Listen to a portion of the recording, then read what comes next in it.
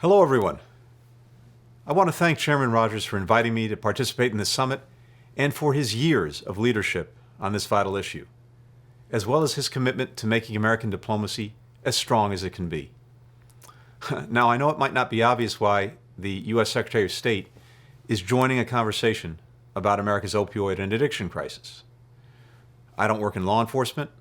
I'm not a doctor, a counselor, a first responder. But our country's addiction crisis comes up in my work a great deal. The scope of the crisis is staggering.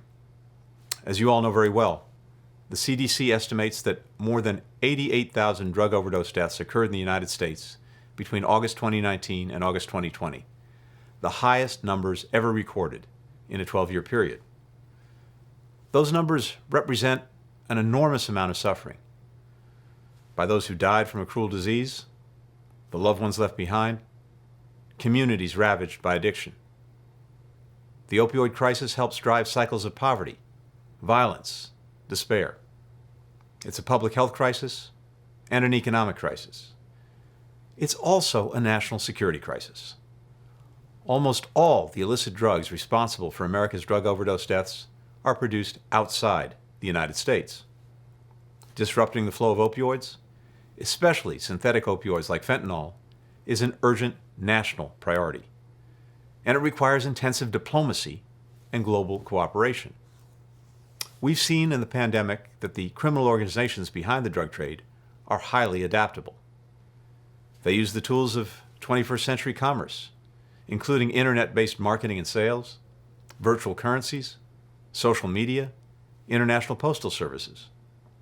And while the opioid crisis is worse in the United States than anywhere else, synthetic opioids are increasingly prevalent around the world. The Biden-Harris administration is committed to deterring and disrupting the production and trafficking of illicit drugs into the United States. The State Department is attacking the issue on multiple fronts at once. We're leveraging international institutions to mobilize a global response. In fact, next week, the annual United Nations Commission on Narcotic Drugs will meet, and the United States will advocate for a renewed focus on synthetic drugs and for better information sharing among countries on drug trafficking trends. We'll also vote to place international controls on synthetic opioids and push for those controls to happen fast, which will make it harder for criminal organizations to operate. We're pressing China to address the production and sale of precursor chemicals that are the ingredients for synthetic drugs. We're working with Mexico to stop the flow of drugs over the border. We're coordinating with the Treasury Department to apply financial sanctions and other deterrence tools to help bring transnational criminals to justice.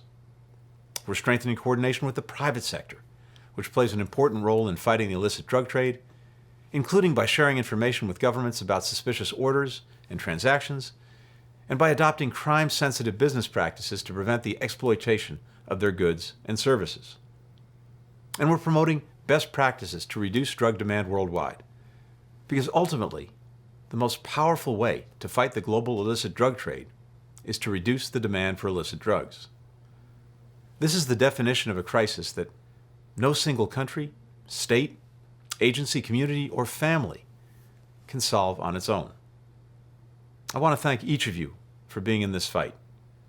In particular, the counselors, public health workers, social workers, and family members who face this crisis every day and fight it with everything you've got. Our nation's security, prosperity, safety, competitiveness, and our children's future well-being, all are at stake. The State Department is in this fight with you for as long as it takes. Thank you.